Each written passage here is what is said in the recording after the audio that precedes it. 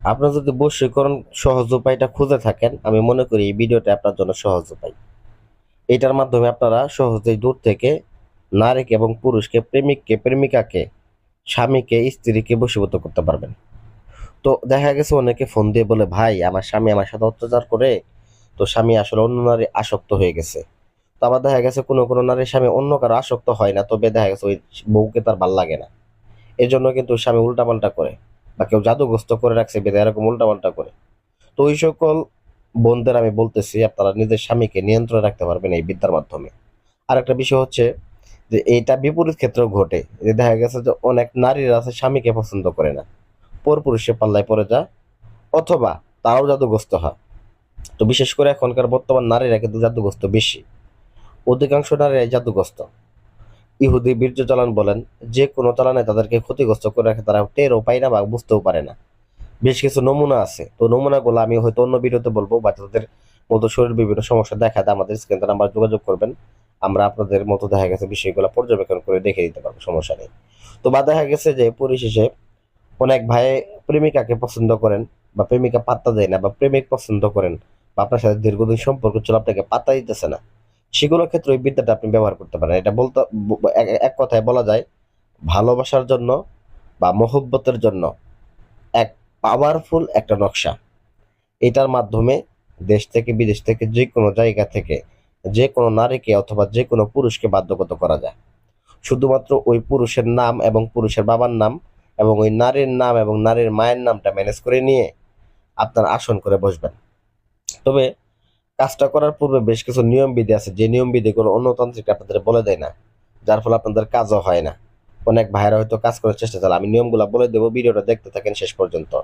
যদি না দেখেন বুঝতেও পারবেন না, অযথা শুধুমাত্র মতো দেখা গেছে যে তান্ত্রিক পিছনে ঘুরতে থাকবেন, টাকা খরচ করতে থাকবেন, সারা জীবনে দেখবেন কাদের ফলাফল বিন্দু মাত্র পাবেন না। যদি ফলাফল পাইতে চান 100%, অবশ্যই আমাদের এইগুলা কারণগুলো জেনে যাবেন, যে কিভাবে কাজ করলে 100% ফলাফল পাওয়া যায়। তো কাজের নিয়ম ছাড়াও বেশ কিছু নিয়ম আছে, তো আমি একটা কথা বলে নেই। কাজের যে নিয়মটা আছে এটা আমি আগে বলে নিতেছি। তো বিশেষ করে এই কাজটা দুইটা তাবিজ নকশা ও দুইটা নকশা অঙ্কন করতে হবে। দুইটা নকশা অঙ্কন করার ক্ষেত্রে একদম সহজ উপায়, বিশেষ করে 7 দিনে কাজটা 7 দিনই করতে হবে। যেমন মুরগের রক্ত দিয়ে এটাকে অঙ্কন করতে হবে, সাদা মুরগের রক্ত। তো আপনি যদি সাদা মুরগের রক্ত না পান, আপনার সাধারণ লাল মুরগ হলেও চলবে, তাতে কোনো সমস্যা নাই। 7 দিনে 7টা মুরগের রক্ত দ্বারা 7টা নকশা অঙ্কন করে, ঠিক আছে, এবং কি নাম লেখে, যেখানে নাম মাতা ওইখানে মেয়ের নাম, মেয়ের মায়ের নাম, যেখানে নাম পিতা ওইখানে ছেলের নাম, ছেলের বাবার নাম লেখে 7 দিনে 7টা নকশাকে আপনারা পুরাবেন। আবার পুরায় যে ছাইগুলা থাকবে ওই ছাইগুলাকে আপনার ঘরের দরজার সামনে আপনারা পুঁতে রাখবেন।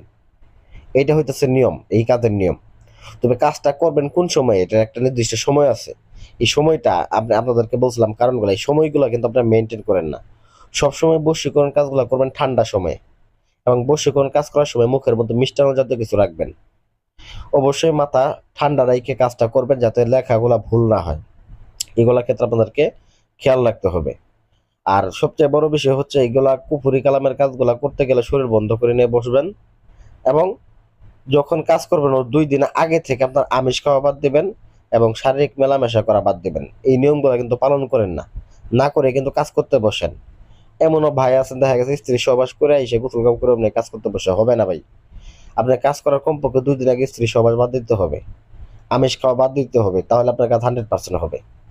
তো এইভাবে আমি যেভাবে যে নিয়মটা আপনাদেরকে বলে দিলাম, একদিন প্রথম দিন মতো দেখা গেছে একটা মুরগ ধরবেন, ওই মুরগের রক্তের সাথে আপনার কনিষ্ঠ আঙ্গুলের 1 ফোঁটা রক্ত দিয়ে ওই রক্তের সঙ্গে মিশ্রিত করে নকশা অঙ্কন করে নাম লিখে ওই নকশাটা পোড়াবেন। অঙ্কন করবেন কিন্তু ভুজ পেপারের উপরে। ওইটা পোড়ানোর পরে ওইটাকে যে ছাই হবে ওইটা ঘরের দরজা পুঁতে রাখবেন। দ্বিতীয় দিন এরকম করবেন, তৃতীয় দিন এরকম করবেন, চতুর্থ দিন এরকম করবেন। এরকম ভাবে সপ্তম দিন পর্যন্ত 7টা নকশা পরে আপনার ঘরের দরজার মধ্যে রেখে দিবেন। ঠিক 7টা দিন পার হওয়ার 24 ঘন্টার মধ্যে দেখবেন ওই নারী